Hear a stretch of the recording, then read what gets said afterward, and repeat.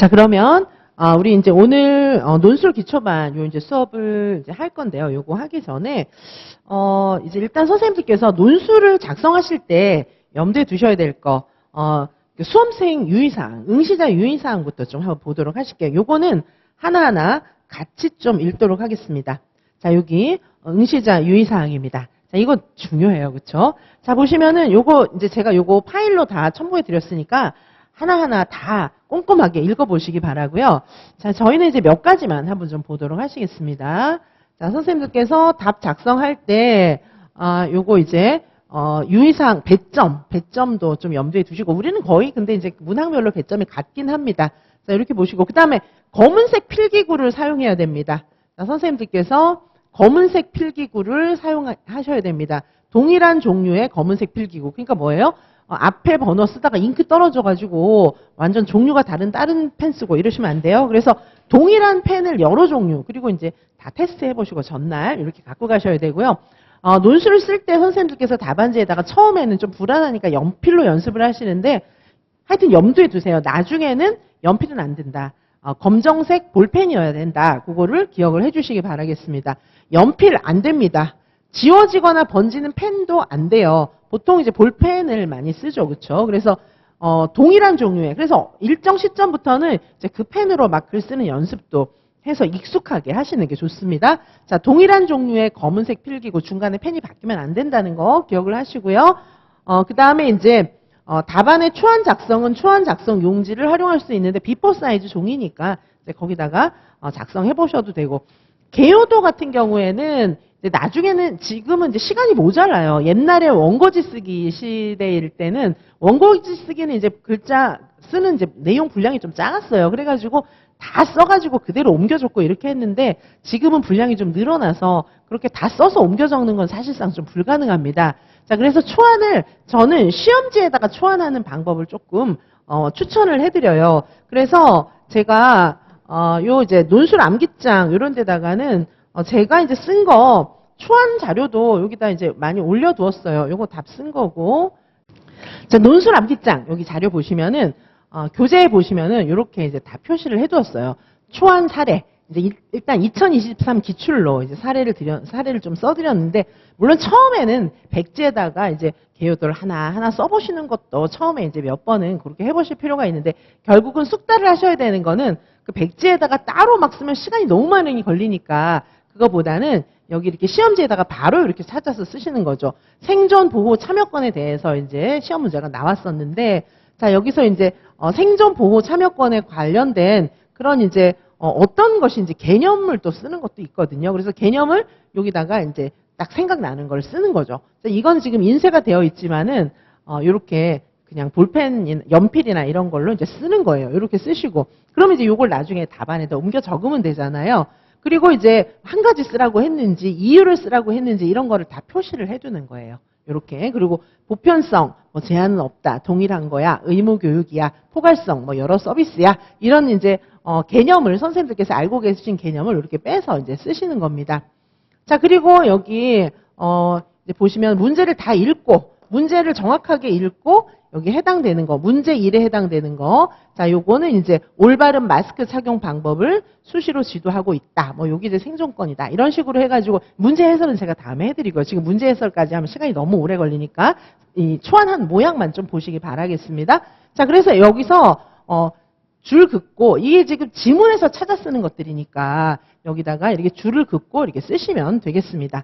자, 여기 같은 경우에도 집단 면담의 장점 뭐 이런 것들을 써야 되는데, 여기다가 줄 그어서 집단 면담의 장점이 뭔가 이런 식으로 좀 초안을 해주시면 되겠습니다. 자, 요거는 제가 2023 기출할 때 문제 해설과 함께 자세하게 설명드리고, 또 초안 방법 설명할 때 좀 더 구체적으로 말씀드리고요. 자, 일단은 선생님들께서 제가 논술 암기장, 그 이제 음원 파일도 들으실 수 있다고 말씀드렸는데, 일단은 이렇게 전체적으로 이제 초안을 하는 것은 조금 지나서 초안을 하겠지만, 저는 일단 초안하시는 방법을 개요도를 막 이렇게 종이에다가 막 쓰고 막 거기다가 긴 문장을 막 쓰고 이렇게 해서 옮겨 적는 방법보다는 간단하게 시험지에다가 이렇게 밑줄 긋고 동그라미 치고, 여러분 부호들을 활용해야 되겠죠. 여기 동그라미, 뭐 네모, 밑줄 이런 것들을 활용해 가지고 이렇게 선생님들께서 써보시는 방법을 좀 일단 추천을 드립니다. 자, 그래서 지금 요거 보고 있잖아요. 우리 이제 수험생 유의사항 보고 있는데요. 자, 그래서 수험생 유의사항 보시면 초안 작성 용지를 주기는 하지만은 이거를 막 다 엄청 많이 채워 넣을 시간은 좀 없죠. 왜냐하면 우리가 논술 몇 분 동안 시험 봅니까? 60분이거든요. 자, 논술 60분인데 보시면 이제 선생님들께서 공부를 어느 정도 하고 들어가시면은 논술 시간이 부족한 경우는 많지는 않아요. 그렇지만 남지는 않습니다. 자, 그래서 막 초안을 막 다 하고 막 이렇게 쓰면은 조금 오래 걸려요. 그래서 초안은 시험지에다가 이렇게 아까 말씀드린 방식으로 밑줄 긋고 뭐 3가지라고 하면 메모 3가지 단어만 딱딱 써놓고 찾아 쓰는 건지 아니면은 찾아 쓰는 게 아니고 내 머릿속에 있는 건지 찾아 쓰는 거는 막 이렇게 물결 표시 막 해두셔야 돼요. 왜냐하면 찾아 쓰는 건데 내 마음대로 쓰시면 답이 틀리기 때문입니다. 자, 그래서 이렇게 초안 작성 용지도 있고요. 자, 그 다음에 답을 쓰실 때 뭐를 명심하셔야 되냐 하면 답안지에는 하위 문항 번호 또는 기호와 함께 답안을 작성해야 됩니다. 하위 문항의 번호, 기호와 함께 답안을 작성해야 합니다. 자, 이게 이제 무슨 말입니까? 자, 우리 요거 2025 문제도 보시면은 여기 어떻게 돼 있습니까? 하위 문항 번호 이렇게 나와 있죠. 자, 하위 문항 번호가 이렇게 나와 있습니다. 자, 그래서 요 번호와 함께 답안을 쓰라는 거예요. 자, 아까 제가 요거 이제 문제 읽고 답 쓴 거 좀 보시면은 자, 모범 답안 보시면 이렇게 되어 있죠. 자, 이렇게 되어 있습니다. 어떻게 되어 있습니까? 여기 1번, 2번 이런 거 써 있잖아요. 자, 요거 이제 어떻게 써야 되는지 제가 알려드린 것이고, 자, 이렇게 그렇죠. 여기 1번, 그렇죠. 2번 이렇게 되어 있습니다. 자, 그래서 이게 문항 번호예요. 문항 번호. 자, 문항 번호를 이렇게 쓰도록 되어 있습니다. 자, 여기 수험생 유의사항에서 문항 번호를 반드시 쓰라고 문항 번호, 기호와 함께 답을 작성하라고 되어 있습니다. 자, 그리고 여기 특정 부분을 강조하기 위한 밑줄이나 기호 이런 것들을 쓰면 안 되고요. 그런데 이제 글쓰기 교정 부호는 사용할 수 있습니다. 그런데 교정 부호는 일부만 써야지 막 너무 많이 쓰는 건 바람직하지 않고요. 자, 그 다음에 또 뭐가 있습니까? 3가지를 쓰시오, 2가지를 쓰시오, 뭐 이런 게 있다면은 요구한 가지수까지의 내용만 답안으로 작성을 하는 겁니다. 3가지 쓰라고 했으면 3가지를 쓰는 것이고 2가지를 쓰라고 했으면 2가지를 쓰는 것입니다. 각각 한 가지마다 점수 배점이 되어 있어요. 첫째는 무엇이다. 둘째는 무엇이다. 이렇게 쓰시라는 겁니다. 자, 그런데 이제 2개를 제가 썼어요. 예를 들면 수험생이 2개를 썼는데 다 쓰고 나니까 3번째가 더 좋은 게 생각났어요. 그래서 셋째도 쓰면 점수 더 잘 주겠지? 그렇지 않다는 겁니다. 앞에 쓴 2개까지만 채점이 되고 3개부터는 채점이 되지 않습니다. 자, 그래서 요구한 가지수까지만 쓰시라는 겁니다. 요구한 가지수에 해당하는 내용까지만 순서대로 채점을 한다고 되어 있기 때문입니다. 자, 그 다음에 답안을 수정할 때 2줄을 긋고 수정하셔야 됩니다. 어떻게 수정하라는 거죠? 이렇게 처리합니다. 뭐 안 합니다. 예를 들면 이렇게 쓰라는 거예요. 아시겠죠? 자, 이렇게 쓰라는 겁니다. 자, 밑줄을 긋고 2줄 이렇게 2줄 긋고 수정하시는 거예요. 2줄을 여기다 이렇게 2줄 긋고 수정하시는 겁니다. 자, 화이트 같은 거 쓸 수 없습니다. 수정 테이프나 수정액을 사용하면 안 됩니다. 자, 그래서 볼펜으로 줄을 긋고 수정하셔야 되기 때문에 처음부터 줄 긋고 수정하는 것부터 익숙하게 연습하시기 바라겠습니다. 자, 그리고 이제 답안지 바꿔달라고 하면 바꿔주는데 중간에 바꾸고 막 답 쓰고 이러면 시간이 많이 소요되니까 가급적 그렇게 안 하셨으면 좋겠고요. 자, 시험 종료 전까지 답안 작성하시고, 자, 여기 개인정보를 노출하는 뭐 이런 거 쓰시면 안 됩니다. 뭐 기호 같은 거 많이 쓰시면 안 돼요. 동그라미, 세모 막 이런 것들도 혹시 채점관한테 나 정보 알려주려는 거 아니야? 이런 의심을 받을 수가 있기 때문에 딱 글씨하고 문항 번호하고 그런 것만 좀 쓰시기 바라겠습니다. 자, 수정 테이프나 수정액 이거 쓰면 안 되는 거 아시죠? 답안란 이외의 공간에 답안 작성하시면 안 됩니다. 자, 그래서 우리 이제 논술 답안지가 이렇게 있잖아요. 자, 논술 답안지가 이렇게 있는데 뭐 이 옆에다가 답을 막 쓰신다든지 그 다음에 이 밑에다가 막 답을 쓰신다든지 그러시면 안 됩니다. 논술 같은 경우는 이제 답안지가 충분해요. 자, 요런 게 2장이 있거든요. 이런 걸 이제 2장을 줘요. 자, 여기 평가원 답안지 양식을 보시면 여기 이제 평가원 답안지인데 자, 요렇게 견본이라고 되어 있죠. 요런 거 한 장 있고 또 다음 장도 똑같은 거 이렇게 2장이 있어요. 자, 그래서 요런 비포 사이즈 큰 거 2장이 나오니까 이게 이제 답안지가 별로 논술은 부족하진 않습니다. 오히려 많이 남아요. 자, 그런데 교육과정 답안지는 부족한 경우가 많이 있어요. 하여튼 그래서 이 여백에다가는 답을 쓰시면 안 되고 요 안에만 답을 쓰셔야 됩니다. 그리고 혹시나 모자랄 때는 자, 교육과정이든 논술이든 이렇게 갈라서 여기다가 이렇게 쓰시면 됩니다. 근데 논술은 사실상 그렇게 이제 답안지가 모자라는 일이 잘 없습니다. 자, 그래서 선생님들께서 답안을 쓰실 때 분량은 일단 한 페이지는 좀 넘었으면 좋겠다.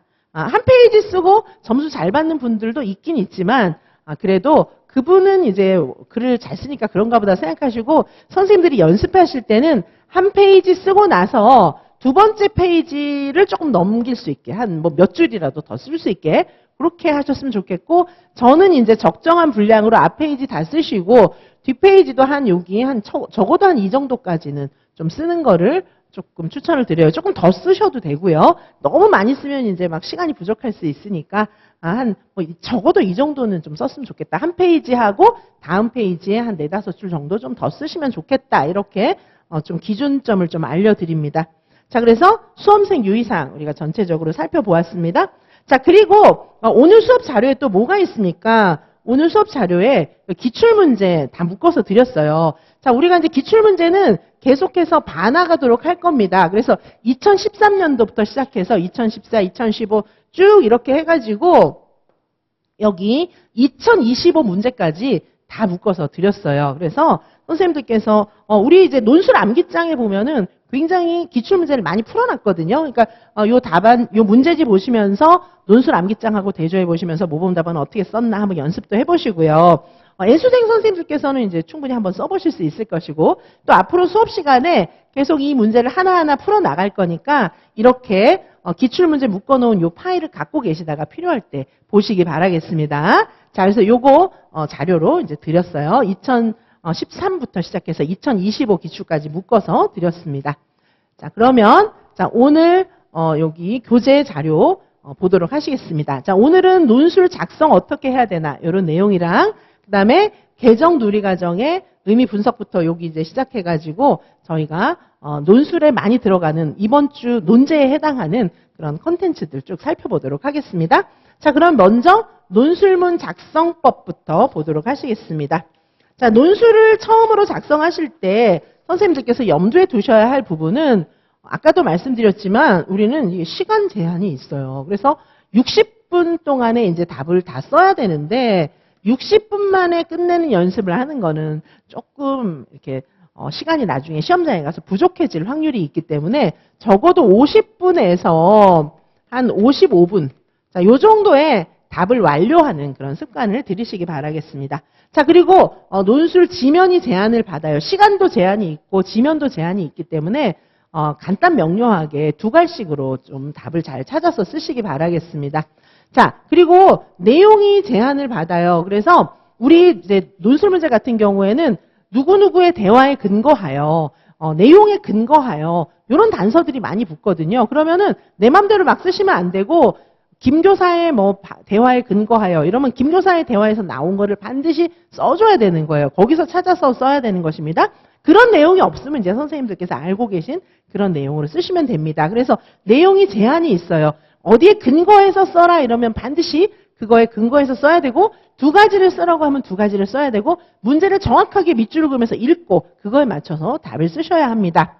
자, 주의사항 보시면은 자, 일단은 글씨도 조금 중요해요. 그래서 논술이든지 서답식이든지 간에 최소한 채점자가 알아볼 수 있게는 쓰셔야 되겠습니다. 근데 이제 또 하나는 뭐냐면 너무 잘 쓰시는 것도 문제예요. 아니 잘 쓰는 게 왜? 너무 잘 쓰다가 이게 시간이 모자라는 거예요. 그래서 막 너무 잘 쓰실 필요까지는 없지만은 또 채점자가 알아볼 수 없게 쓰시면 안 됩니다.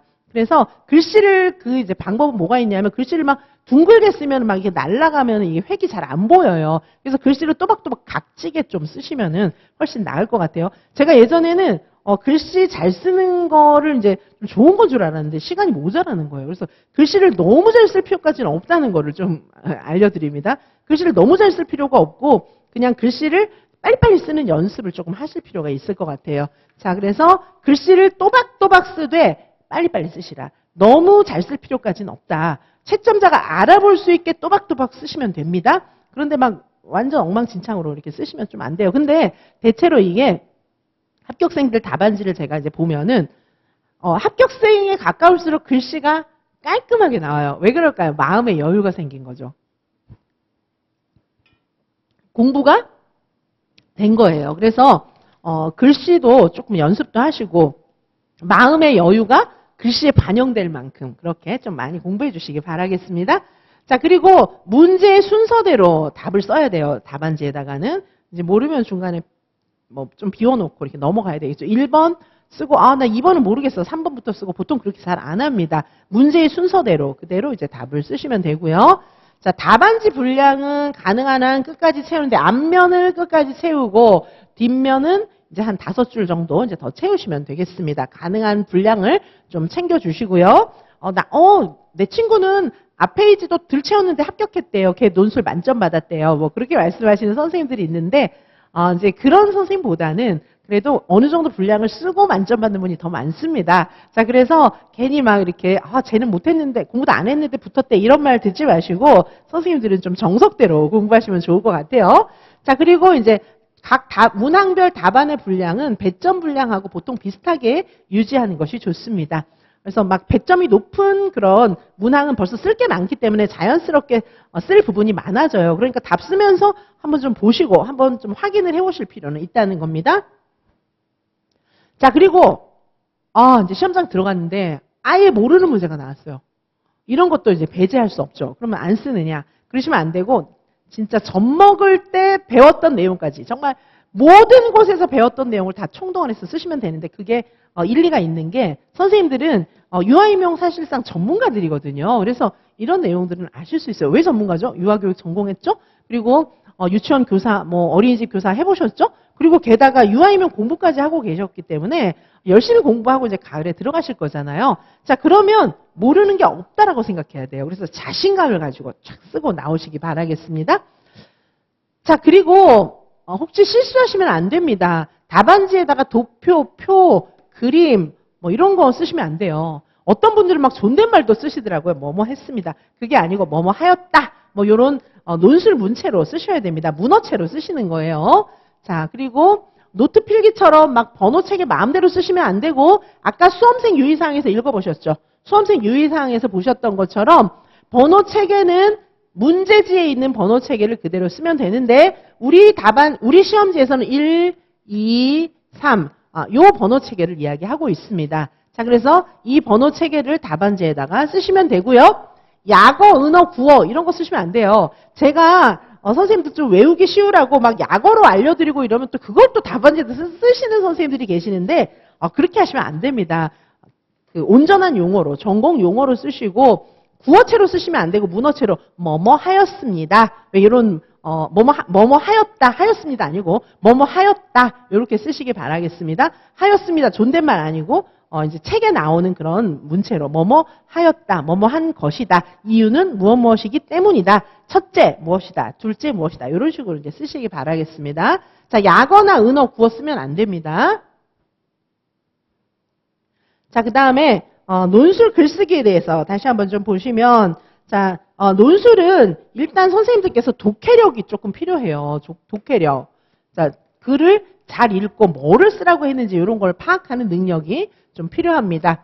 자, 그래서 전공 지식하고 논술 같은 경우에는 전공 지식하고 현장 사례 이 두 가지를 본다는 점에서 사실은 2차 면접하고 많이 비슷합니다. 자, 전공 지식과 현장 사례 자, 이런 것들을 종합적으로 녹여서 글을 쓰게 되어 있고요. 자, 그리고 교사로서의 입장, 또 교직관, 다른 교직관, 전문성 이런 것들을 총동원해서 답을 쓰게 되어 있습니다. 자, 전공 지식에 근거한 전문성, 교직관, 독해력, 논증력 이런 것들을 다 평가하는 것이 논술 시험이라고 보시면 되는데 허걱 어려워 아니에요. 저랑 같이 연습하시면 됩니다. 자, 독해력은 제시문을 읽고 주제를 잘 파악하는 능력이 필요합니다. 자, 공통적인 주제가 무엇인가 이런 것들을 좀 보셔야 되고요. 자, 제시문에서 키워드를 체크하려는 노력이 필요합니다. 키워드를 통해서 대주제, 큰 주제가 있거든요. 예를 들면 교수학습 방법이다. 어떤 해에는 이제 뭐 교사론 뭐 이런 것들이 주제가 된 적도 있고 어떤 데는 장악 모르면 끝났어. 이런 경우도 있었거든요. 자, 주제를 파악해서 그 주제를 막 떠올리면서 이제 생각하시면 됩니다. 자, 스스로 제시문을 읽고 글을 써봐야 독해력이 부족한지 파악할 수 있어요. 서답형 문제도 마찬가지예요. 교육과정 문제도 진짜 문제를 풀어봐야 나한테 독해력이 부족한지 아니면은 내가 문제를 파악하는 능력이 있는지 그런 것들을 스스로 좀 평가해 볼 수가 있습니다.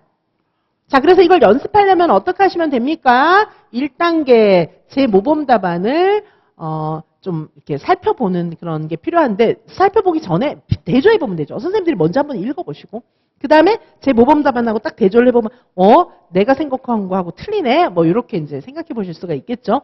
사실 시간이 없는 선생님들께서는 미리 예습하기 좀 힘드시다면 복습 형태로 이제 공부를 하시고 한두 개만 이렇게 먼저 읽어보시고 내가 글 제대로 읽은 거야 잘못 읽은 거 아니야 이런 거를 한번 좀 대조해 보시는 건 일부라도 좀 그렇게 해보시기 바라겠습니다. 자, 그리고 이제 모범 답안을 보면서 내가 주제나 키워드 이런 것들을 제대로 찾았는지 이런 걸 좀 보시기 바라고요. 그 다음에 이제 3단계에서는 선생님들이 글 쓴 거 이런 거 1대1 개인지도 또는 또 첨삭지도 요건 한 번씩 다 들어있으니까요. 첨삭이나 1대1 개인지도 뭐 이런 것들을 통해서 선생님들의 답안을 완성해 가시기 바라겠습니다. 자, 그리고 답을 쓰실 때는 두 가지식으로 쓰시기 바라겠습니다. 첫째, 무엇이다 이렇게 쓰시면 됩니다. 그리고 문장을 너무 길게 쓰면은 이게 막 다 꼬여요. 자, 여기 논술 암기장에 있는 내용을 좀 보시면은 자, 논술 암기장 2023 기출 답안 사례입니다. 자, 여기 보시면은 자, 여기 서론, 본론, 자, 서론, 본론, 여기 결론 이렇게 이제 구성이 됩니다. 자, 논술 암기장에 있어요. 논술 암기장 9페이지입니다. 논술 암기장 파일도 제가 올려드렸죠.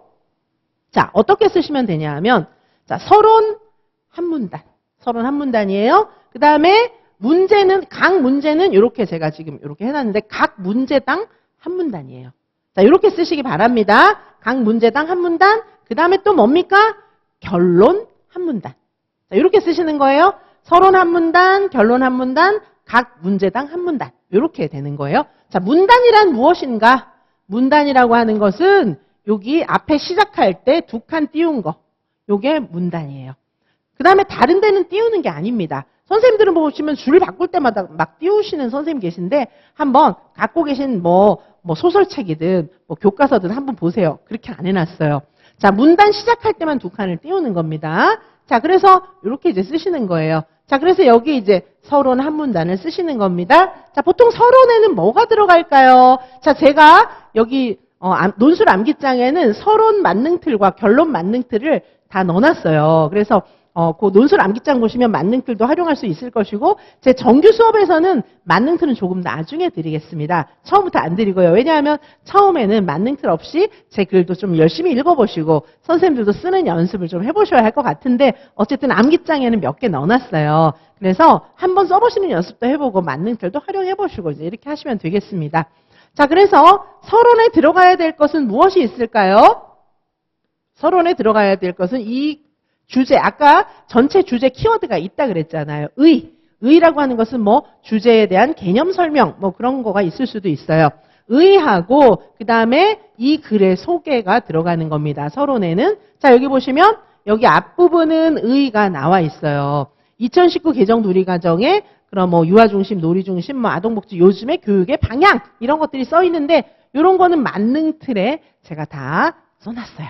사실은. 자, 그래서 이건 만능틀을 좀 활용한 사례입니다. 답이. 자, 여기 앞에 이 글의 의, 요건 만능틀을 활용하실 수 있어요. 그 다음에 이제 이 글에서는 따라서 이 글에서는 뭐뭐뭐에 관해서 논하고자 한다. 이렇게 돼 있거든요. 따라서 논하고자 한다. 요 사이에 뭐뭐뭐에 관해서 이건 뭘까요? 1번, 2번, 3번. 요걸 이제 쓰시면 됩니다. 따라서 1번, 2번, 3번 요걸 요약해야지 1번, 2번, 3번 문제를 막 그대로 다 쓰시면 안 됩니다. 자, 따라서 뭐뭐뭐에 관해 논하고자 한다. 요 내용이 서론에 들어가는 거예요.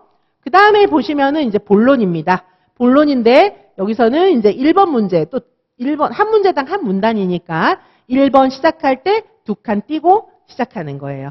자, 2번도 2칸 띄고 시작하는 겁니다. 그 다음에 3번도 2칸 띄고. 자, 각 한 문제당 한 문단이에요. 처음에 시작할 때만 2칸을 띄는 거고, 그 다음엔 쭉 이어서 쓰시는 겁니다.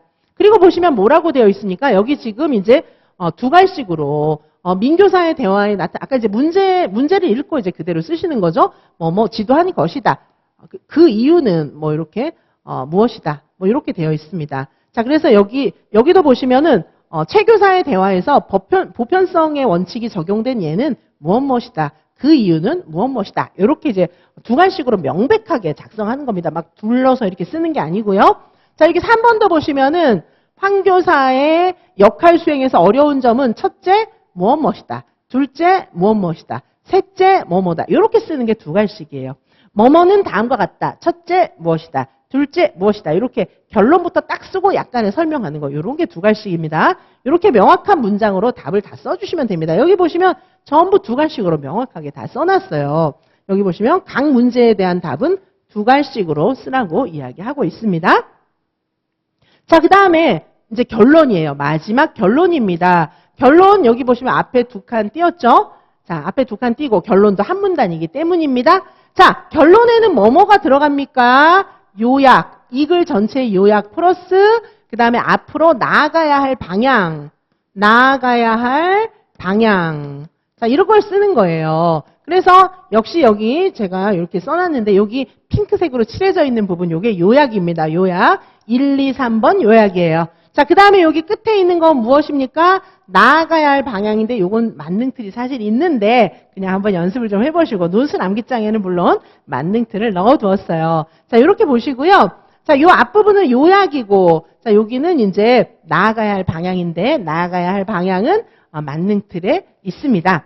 자, 그래서 선생님들 보시면 근데 여기 이제 서론에 의의와 소개를 쓰라고 말씀드렸고 그 다음에 결론에 요약과 나아가야 할 방향을 쓰라고 말씀드렸잖아요. 근데 정 시간이 없으시면 서론에도 2가지, 그렇죠? 결론에도 2가지 쓰라고 했는데 이 중에 한 가지만 쓰셔도 괜찮아요. 결론에는 뭐뭐 해야 할 것이다. 뭐 이렇게 쓰면 나아가야 할 방향을 밝히는 것이 되겠습니다.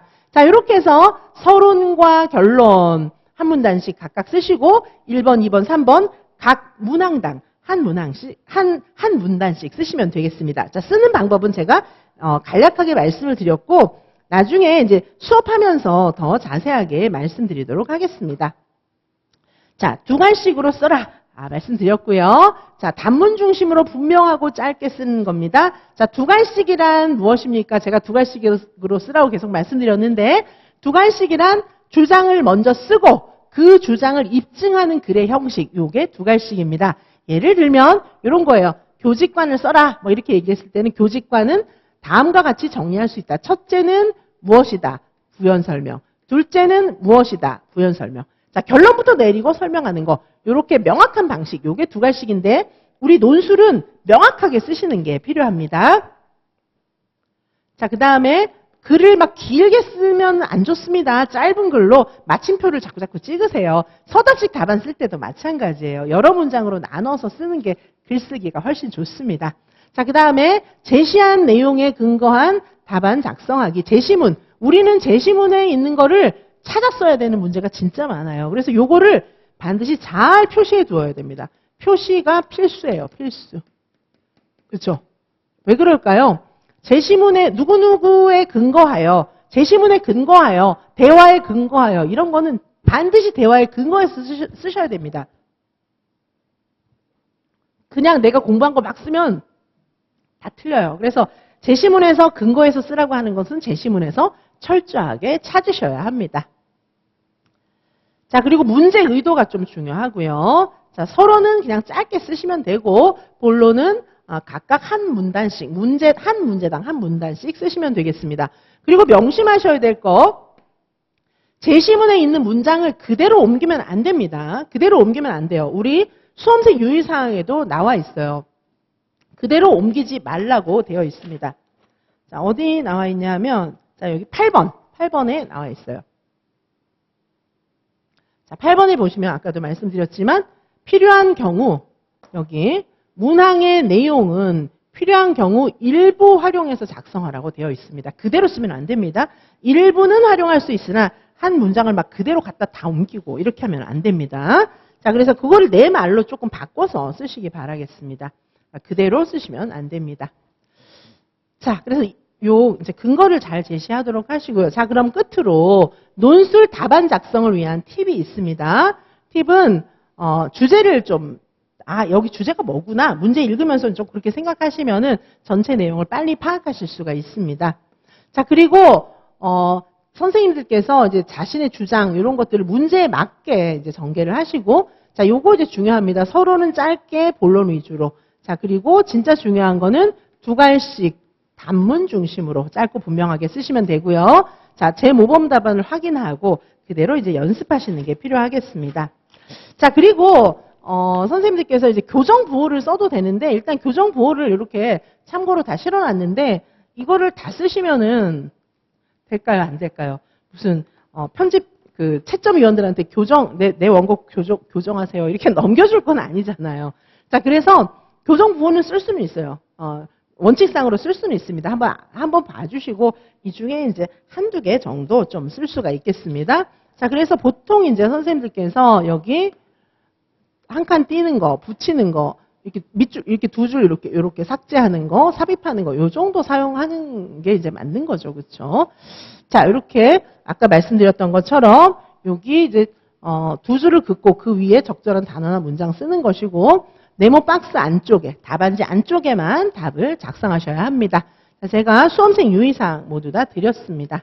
자, 그러면 잠시 후부터 지금 글을 어떻게 써야 되는지에 대해서 쭉 말씀을 드렸고, 이제는 저희가 뭘 할 거냐 하면 글쓰기 연습을 진짜 해볼 거거든요. 그런데 글을 뭐에 대해서 쓸 거냐 하면은 여기 14페이지에 보시면 8페이지부터 쭉 공부를 해가지고 14페이지에다가 이걸 써볼 거예요. 뭘 써볼 거냐 하면 2019 개정 누리과정은 국가 수준의 교육과정이다. 그래서 국가 수준 교육과정 의미와 법적인 근거를 밝히고, 그 다음에 국가 수준 교육과정 운영의 3가지 차원, 요거는 2019 개정 누리과정 문제죠. 요거를 답을 써보실 겁니다. 자, 그래서 여기 답을 써보시고요. 여기 이제 제 모범 답안 강의하고 이제 다 보시고 여기다가 나 이런 건 잘 썼다, 이런 건 못 썼다, 이런 걸 좀 써보시기 바래요. 평가를 스스로 좀 해보시면은 선생님들의 글이 이제 발전할 수 있을 겁니다. 자, 여기 문제가 있고 그 다음에 바로 답안이 이렇게 나와 있어요. 자, 보시는 것처럼 여기 2칸 떼어서 시작했죠. 한 문단 이렇게 이제 쓰는 거 연습하시면 되겠습니다. 자, 이런 거를 연습하시는 것 자체가 선생님들께 굉장히 중요한 공부가 되실 거예요. 자, 그래서 요 내용을 저희가 글을 쓰려면 뭐 콘텐츠가 머릿속에 있어야 쓸 수 있잖아요. 그래서 국가 수준의 교육과정 요거 콘텐츠를 좀 넣어드리도록 할게요. 잠시 쉬었다가. 그래서 선생님들께서 요거 국가수준, 오늘은 2019 개정 누리과정이 이제 중요한 내용이기 때문에 저희가 또 해시리 패키지 이런 데서 2019 개정 누리과정에 대해서 공부를 많이 하셨잖아요. 지금쯤은 아마 선생님들께서 해시리도 막 외우고 계실 텐데, 우리는 고시문만 외우는 게 아니라 해시리 주요 내용들을 전체적으로 외우고 있기 때문에 이 정도는 쓰실 수 있어야 합니다. 그러나 오늘 문제에 해당하는 국가 수준의 교육과정, 2019 개정 누리과정에서 굉장히 중요한 부분을 차지하고 있는 국가 수준 교육과정이라고 하는 것이 무엇인지를 자세하게 살펴보시겠습니다. 자, 그리고 이 공부한 내용을 전체적으로 정리를 해가지고 아까 보셨던 것처럼 이 문제에 답을 한번 좀 써보시게 그렇게 해드리겠습니다. 자, 그러면